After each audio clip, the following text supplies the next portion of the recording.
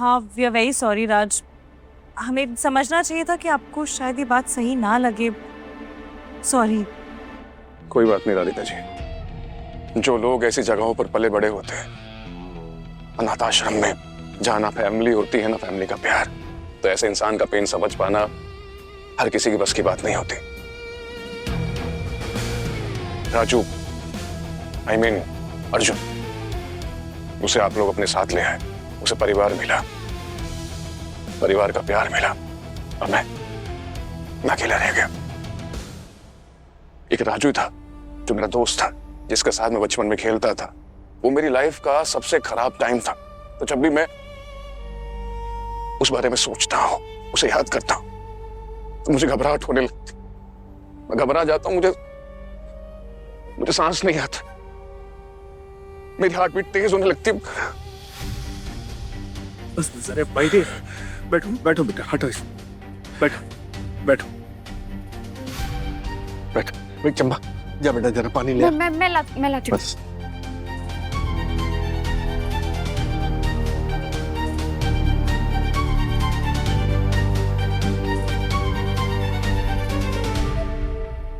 मैं समझता हूँ बेटा, हमें तुम्हें परेशान नहीं करना चाहिए था, पर मैं आपसे कहता हूँ कि अभी दूसरी बार कभी कोई इस बारे में तुमसे कोई बात नहीं करेगा। लेकिन राज, अगर तुम्हें कुछ भी याद आए तो हमें बताना जरूर। पुलिस की तरह पीछे पड़ गए हैं सबके सब, जैसे आज के आज ही सच जान के मानेंगे। थैंक गॉड, मुझे इन लोगों की वीकनेस पता थी और झूठ मूठ की तबीयत खराब होने की एक्टिंग कर ली, बच गया।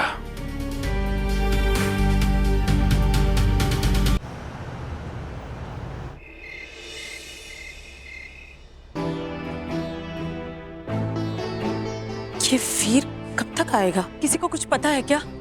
मैंने आज खुद उसके लिए भरवा परवल और पराठे बनाए थे। बनाई थी तो भेज भी देती उनके ससुराल, जिसका पता तो है तुमको। अरे अगर भिजवा भी देती तो का ही फर्क पड़ जाता ना गजेंद्र। अरे जो आओ भगत उसको उसके अपने ससुराल में मिल रही होगी ना, हाँ, उसके सामने एक माँ का प्यार और उसकी मेहनत का ही बिसात। अरे हम तो कह रहे हैं नलनी, अरे उसके लिए वो खाना उना बनाना सब छोड़ दो, क्योंकि अब उसके लिए उसकी वो लक्ष्मी काकी ही उसकी माँ है, और वो राधिका, वो तो उसकी बाकी की सब कुछ। अरे उन दोनों ने तुमसे तुम्हारा वीर छीन लिया है। हाँ,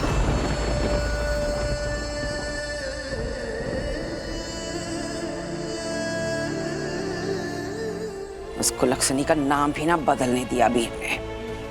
हाँ, सोच रहे हैं काहे ना हम वीर को ये सलाह दे कि भाई तू अपना ही नाम बदल ले, वीर चौहान की जगह अब वीर राधिका जायसवाल। हाँ, ये नाम रख ले, यही अच्छा है। हाँ, नहीं तो का, और हमारी तरफ से उन जायसवालों के यहाँ रह भी जाए हमेशा के लिए घर जमाई बन के। ये सब आप क्या बोल रहे हैं? और नहीं तो का कहे, वीर भी बाकी औरतों की तरह आया करेगा साल में एक बार अपने मायके। रोज रोज इंतजार करने की क्या जरूरत है, आएगा कि नहीं, आएगा कि नहीं। पापा जी, आपको कैसे पता वो नहीं आएंगे?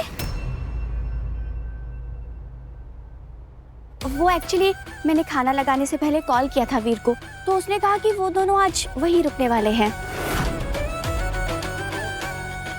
देखा लो, अब तो दिन भी कम पड़ने लगा है ससुराल वालों के लिए, जो रात भी वहीं रुक गए।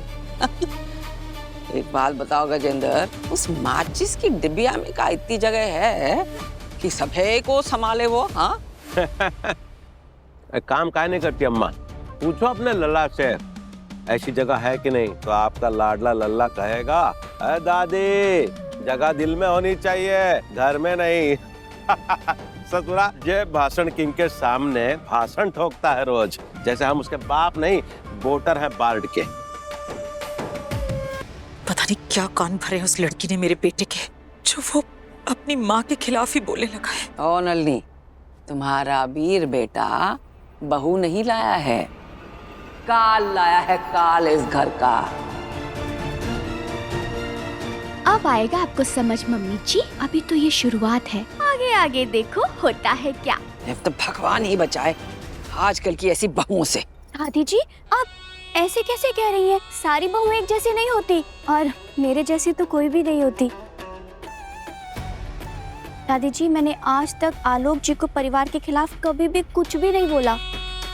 दादी जी मुझे मेरी मम्मी ने बचपन से सिखाया था कि बेटी ससुराल का घर ही तेरा असली घर है और पति का परिवार ही तेरा असली परिवार है। बस दादी जी मैं अपने परिवार और अपने घर के लिए कुछ भी करने को तैयार हूँ। अरे वाह देविका वाह, सच में तू इस घर के लिए, इस परिवार के लिए कुछ भी कर सकती है। जी दादी जी। अरे तो आओ ना यहाँ। जी दादी जी। हाँ जी। जा नीचे झुको। जी दादी जी। बहुत ही प्यारी बच्ची है। दादी जी। अरे अम्मा जी, अरे दादी, अम्मा जी क्या कर रही हो? थूकने की कोशिश मत करना, समझे ना? चबाओ उसको, चबाओ, हम कह रहे हैं चबाओ, चबाओ चबाओ चबाओ। और अगली बार मुंह खोलने से पहले 10 बार सोच लेना। कुछ भी ऊट पटांग निकला ना तो ऐसे मिर्ची ठूस देंगे मुंह में और फिर पानी तक भी ना पूछेंगे। दादी ए जा बस चुप।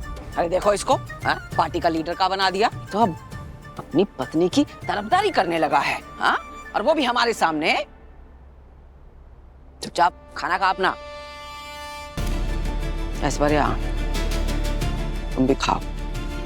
जी दादी।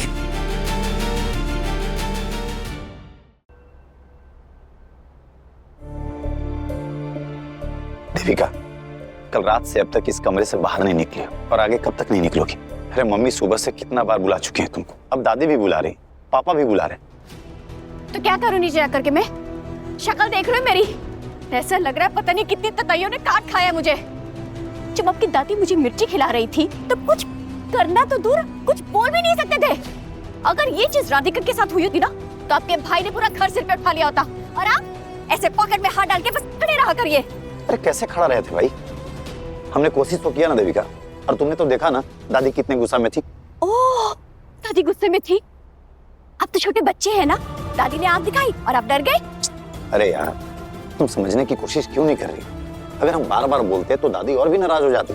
और तुम ही तो कहती हो कि इस घर में हमको जो है सबसे संभल कर रहना चाहिए। और अभी कल ही दादी के कहने पर पापा ने हमको पार्टी का लीडर बनाया है। अब तुम ही बताओ, उनके खिलाफ कुछ अगर हम बोलेंगे तो कैसा लगेगा उनको? एक मिनट, किसके कहने पर आप पार्टी के लीडर बने? पापा के। और पापा को किसने कहा? दादी ने। दादी के दिमाग में बात किसने डाली? आपको क्या लगता है ये सब उन्होंने किया है या फिर आपकी काबिलियत की वजह से हुआ है? वाह आलोक जी वाह, क्या है क्या? वाह, प्लानिंग करूं मैं, सारी मेहनत करूं मैं, पूरा खेल रचूं मैं, एंड क्रेडिट गोज टू दादी जी। क्या बात कर रही हो तुम? कब किया, कैसे किया तुमने देविका? अरे हमको तो लग रहा था कि वीर से काफी नाराज हैं वे लोग, तो वीर को मजा चखाने के लिए हमें सिलेक्ट किए। अरे आलोक जी, क्या खाक पॉलिटिक्स करेंगे आप? अरे आपको घर की पॉलिटिक्स तो समझ में आती नहीं, बाहर तो क्या ही करेंगे आप?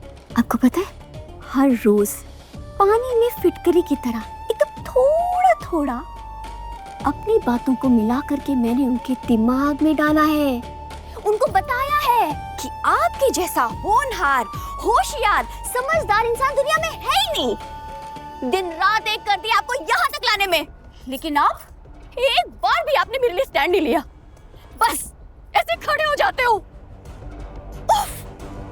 देविका बाहर शोर हो रहा है, लगता है सारे लोग आ गए, शायद मीडिया भी आ गई, मुझे जाना पड़ेगा। मीडिया को किसने बुलाया और क्यों?